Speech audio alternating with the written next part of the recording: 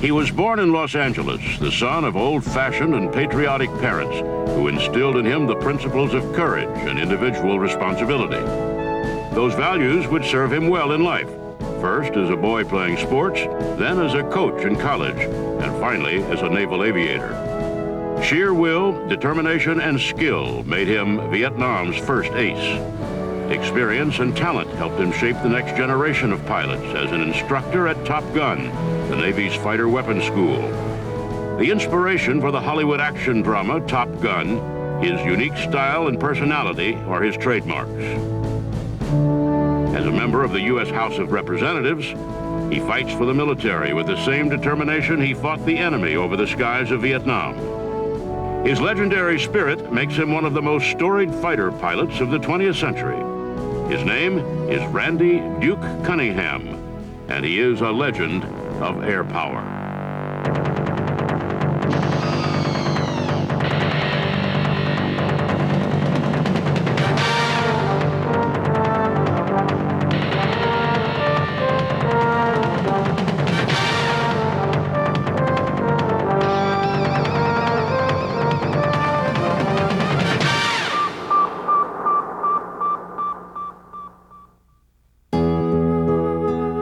Randall Harold Cunningham was born on December 8, 1941 in Los Angeles, California, the oldest son of Randall and Leila Cunningham. Young Randy's early years in California were modest. His father owned and operated a filling station in Fresno, while his mother looked after Randy and younger brother Rob. His parents instilled respect for both country and family, and he grew up calling his 6'2", 230-pound weightlifting father, Sir. But had it not been for a peculiar event during an outing with his mother when he was a young boy, Randy's childhood might have been mostly uneventful. We were in a fish pond area, and I think it's still there, and there's a ledge maybe 3 feet high in this fish pond, and I jumped up on the wall and proceeded to fall into the water. And as my mom, of course, ran over to pull me out, there was, according to my mom, this like soothsayer that came along and says, well, your son is going to become a very famous pilot someday. It was hardly a believable prediction at the time. Randy was too young to understand, and his mother dismissed the notion. Nevertheless, it would prove to be a stark forecast of his future as an accomplished aviator.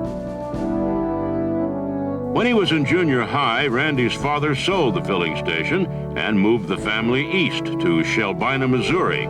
Population, 2,113. Randy spent his high school years in this small farming town where his father was the mayor and ran a five and dime store. Like many of the boys in his community, he grew up with football, basketball, and swimming, so it was only natural that sports became his calling.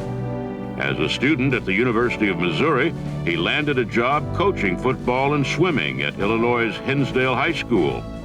3 of his athletes went on to win Olympic medals. But another curiosity was beginning to pique his interest: flying. He took his first lesson at the Hinsdale Airport outside Chicago.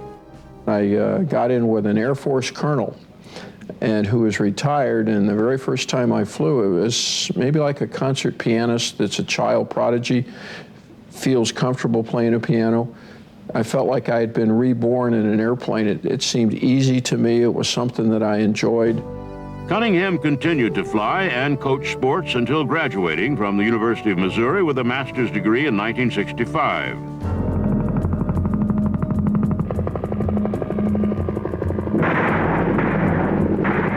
At that time, American troops had become heavily involved in the Vietnam conflict, attracting scores of attention from the news media. My fellow Americans, as President and Commander-in-Chief, it is my duty to the American people to report that renewed hostile actions against United States ships on the high seas in the Gulf of Tonkin have today required me to order the military forces of the United States to take action in reply. Randy felt a calling to do his part by serving his country. Flying fighters was what he now wanted to do, and the U.S. Navy offered him that opportunity. The training was tough, but so was Cunningham. The discipline he learned from his parents kept him sharp and focused, leading him to graduate at the top of his class at Pensacola in 1966. From there, it was on to secondary jet training, where he impressed his instructors enough to land him orders to Top Gun, the Navy's fighter weapons school. Taken rookie, port 090 for the bogies. Out of your turn, bogies will bear 090.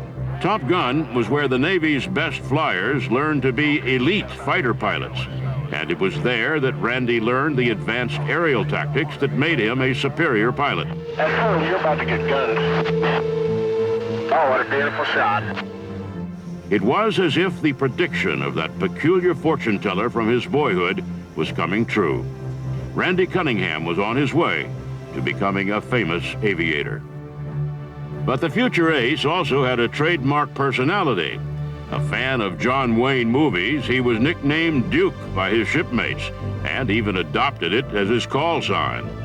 The name fit Cunningham's character, tough and bold, with a desire to engage the enemy. That desire would soon be met.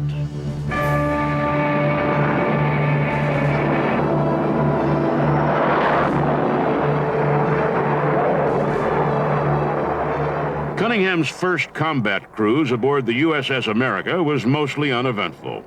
President Lyndon Johnson had halted the bombing of North Vietnam in an effort to jumpstart the stalled peace talks, but Johnson's strategy backfired. Flying missions in his F-4 Phantom, Duke noted that the enemy was using the lull to fortify its positions. American pilots were also forbidden to fire on North Vietnamese pilots first, allowing enemy flyers to retreat into China or back into North Vietnam, where American pilots could not follow. Johnson's war strategy forced the military to follow a set of rules that gave every advantage to the enemy. The rule of engagement at one of the parts during the war said that you can't shoot at a MiG unless he shoots at you first. We weren't going up north. And the guy that wrote that rule never strapped himself into an airplane, because if you let a MiG get behind you, you give him a tremendous advantage, and chances are you're going to die. Further complicating matters, the war was unpopular with many Americans, and there was unrest at home. The basic message of the anti-war protesters was, let's get out, let's go home. Let's not be fighting where we're not wanted.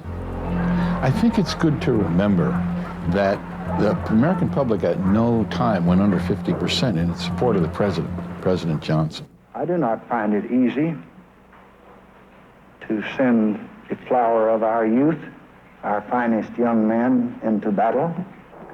We did not choose to be the guardians at the gate, but there is no one else.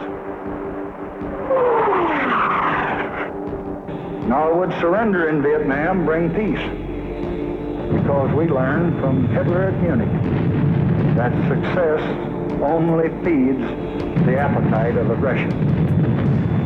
I do support very strongly a person's right to protest within certain limits, within the laws. I sat down after the war with anti-war protesters and sit down and discussed in a rational means their feelings, and I respect that. So help me God. But by that point in the war, the strategy had changed. Richard Nixon was now president, and he reversed Johnson's policy, stepping up the bombing of North Vietnam. Duke yearned for the chance to engage an enemy fighter, feeling that victory would be his. I was very confident. I was lucky. I had a good machine. I had good training. We had commanding officers and leaders that would allow us to train and do as much as we could to prepare ourselves for combat. But Duke knew there was a chance he could become a casualty, and to avoid that, he meticulously studied the rules of aerial combat. You fight like you train, he told himself, as he analyzed the differences between his aircraft and the enemy's. Top Gun taught him the techniques to make his American-made F-4 Phantom outmaneuver the more agile Russian MiG-17s, 19s, and 21s flown by the North Vietnamese. And he would need those skills in combat.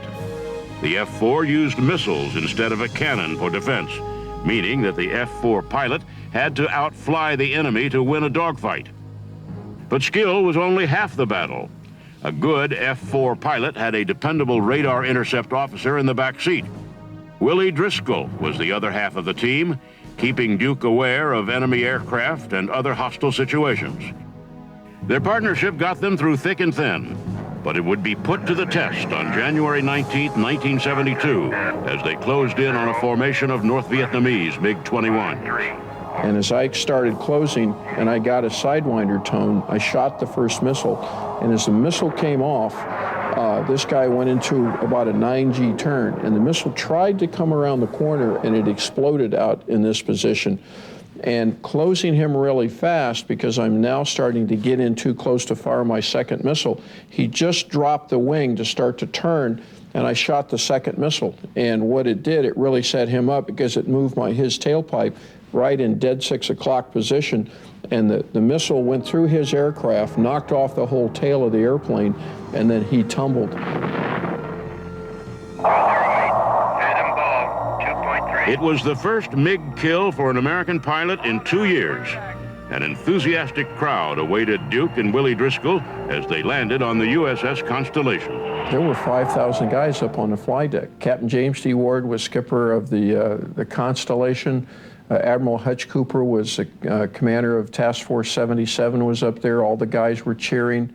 But the experience of Duke's first aerial combat victory was bittersweet. All of his training couldn't prepare him for what he faced after landing. And I remember that one of the guys came up to me and says, "Duke, what does it feel like to kill somebody?" And I hadn't really thought of it in that context. It wasn't close in and personal at that point. And I remember all of a sudden it just hit me like a ton of bricks, and it really bothered me.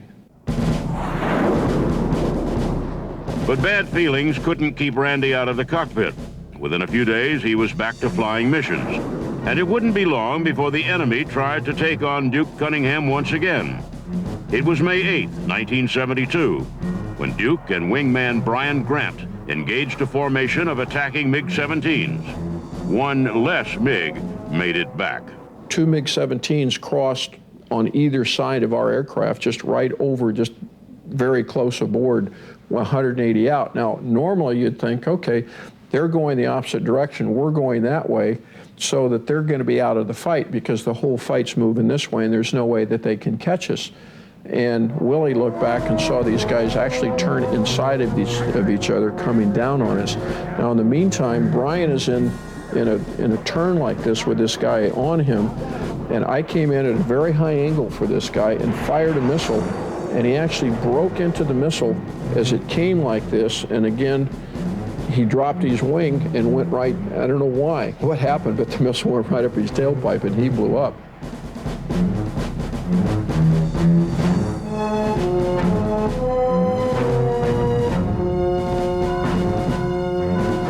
It was just 2 days later, on May 10th, 1972, when Duke and Willie again hit pay dirt. This time, they would be part of one of the most historic days in naval aviation history. Flying a strike mission on a rail center in North Vietnam, they encountered a MiG-17 attack. He was going 400 plus knots at me, and with that closure, he doesn't have hydraulically boosted controls in that MiG, which you know everything about the enemy that you can. And it takes a big gomer to pull on that pole, to get that airplane to turn in there going that speed. So I saw the closure, I said MiG-17, no hydraulically boosted controls. I broke into him like this and he overshot my flight path. Duke recognized the MiG's disadvantage and moved in for the kill. As this guy overshot like this, I reversed and squeezed the trigger. He was actually in mid-range when I pulled the trigger, but by the time that the missile came off, he was out pretty far, and the airplane exploded. But there was no time to celebrate. Looking down, Randy noticed that many more MiGs had joined the battle, and that his executive officer, Commander Dwight Timm, was in trouble. And I looked down, and there was our executive officer in a defensive wheel with 8 MiG-17s. And the theory the MiGs had, that if they're flying like this in a circle, if you come down after one, somebody's always going to be behind you. It's a dumb tactic, but that's what they tried to do. Duke hesitated at the situation. Defending Commander Timm would probably cost him his life, but he couldn't leave without trying to help. And I remember thinking about, I said, if I leave him, he's going to die. And I said, I don't know how I'm going to live with myself and look his family in the eyes when he doesn't come back. And I remember thinking, you know, I just went, damn, you know, and I took the airplane and I just, you know, made the decision, so I've got to go back. And at that point, I thought I was going to die. Putting his natural fears aside, Cunningham dove in but held his fire. He called for Commander Tim to break right, and when he did, Duke released another Sidewinder missile. It set up the MiG exactly like I wanted to, and I shot, and he blew up. The missile traveled through the entire length of his airplane, and his airplane just exploded. But Duke and Driscoll's day was far from over. As they separated from the enemy aircraft and headed out towards the Gulf of Tonkin, another MiG came straight at them. Well, I had closed this MiG, and I'm closing right down, and I'm going to pass right and take the paint off of his airplane if I have to. And all of a sudden, his wing roots lit up with guns. Duke had no idea that he was up against the famed Colonel Toon, an ace in his own right for the North Vietnamese. Cunningham pulled straight up, a maneuver he thought the MiG would not follow, since they almost always avoided vertical engagements with F-4s. To his amazement, the MiG followed his every move. For the next 3.5 minutes, Cunningham fought for his life, as the two planes maneuvered vertical, then horizontal, trying to gain an advantage for the kill. Matched move for move, Randy changed his technique. And I remember thinking, well, this worked in training. It better work now or I'm dead. So I pulled the power, hit the speed brakes, dropped the half flaps, and this guy went right out in front of me. Realizing he was well matched, the MiG pilot tried to run, but Duke wasn't ready to quit. So I said, if he's going to run, I'm not going to. Drop the wing, just put the rudder into the airplane like this, got a Sidewinder tone, and shot him. The missile came off, and he blew up. The remaining MiGs retreated, and Duke headed back over the water and toward the USS Constellation. Cunningham and Driscoll were the first U.S. aces of the Vietnam War, having shot down 5 of the enemy. But their day wasn't over yet. Without radar warning, a surface-to-air missile exploded nearby, causing their F-4 Phantom to lose control. And the airplane kind of rolled and went out of control upside down. Now, I remember thinking, at this time, I'm going to be a prisoner. And I said, God, get me out of this. I don't want to be a prisoner of war. Duke managed to keep control of his aircraft for 40 miles, using only the rudder and afterburner. But his plane was damaged too badly for him to make a safe landing. His only option was to eject and risk parachuting into enemy territory. I had always briefed Willie that I would say, Willie, eject, eject, eject, 3 times. And I only got out Willie E and bang, he was gone. And he knew it was time to get out of the airplane. The U.S. Marines sent in a helicopter to rescue the downed fighters before the enemy could get them, and they were escorted back to the USS Constellation. On deck, an enthusiastic crowd awaited Vietnam's first aces. Injuries to Duke's back and leg from the ejection put the day's events into perspective. All that emotion just hit at once from the whole day. If you take fear, anger, hate, magnify it 1,000 times, that kind of emotion and that kind of a rush, and all of a sudden that realization just hit me. And I remember when I got on the ship, I mean, just being alive, being back on the ship with my fellow pilots and crew members, it was pretty tough. Cunningham and Driscoll would be the only crew to shoot down 5 enemy fighters with missiles, and the only ones to shoot down 3 in a single mission. Ironically, it also marked the end of their combat careers. My skipper came in, Al Newman, and says, Duke, we want you and Willie to go back to the States, and the war is unpopular. We want you to, to kind of travel and tell people what's really happening over here. And I said, no, sir. I mean, my squadron mates are out there risking their lives, and the last thing I want to do is go back on a PR tour. I want to stay here and be part, of the team like I always have been. And he made a statement. He says, well, Duke, there's a lot of guys can do what you do, and this is important for you. And I remember telling him, I says, no, there's not, Skipper. But the Navy had other plans for the 2 flyers, sending Duke and Willie touring the U.S. for several months following their return. Randy Cunningham and Bill Driscoll are eagles of today. Pilot and radar intercept officer, RIO.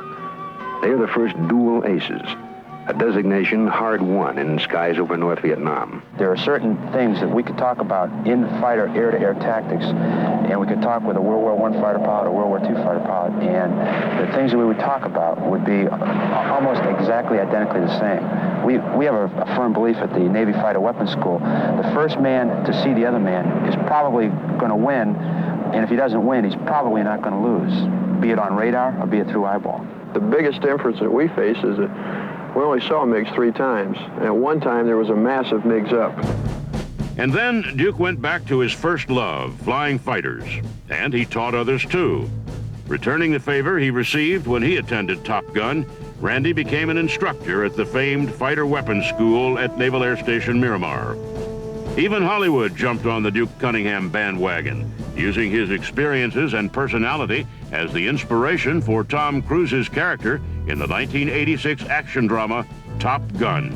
I gave him about 30 or 40 different things that had happened to me in my life, and other people had done similar things, not just Duke Cunningham, but for example, I met my wife by singing You Lost That Loving Feeling tour at the Miramar Officers Club. I had flown upside down on a Russian and communicated with him when he tried to fly me into the water. Randy Cunningham retired from the Navy in 1987 at the rank of commander.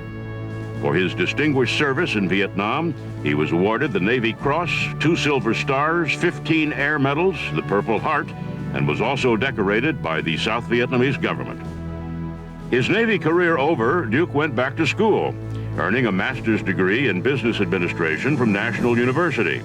3 years later, a successful run for Congress landed him in the U.S. House of Representatives, representing the 51st District of California in San Diego. As a member of the House Appropriations Committee and the National Security Subcommittee, he fights for the military's interests, just as he fought the enemy over the skies of Vietnam. A brilliant aviator, a brave combat pilot, Randy Duke Cunningham will be remembered as an educator, a legislator, but most of all, as a legend of air power.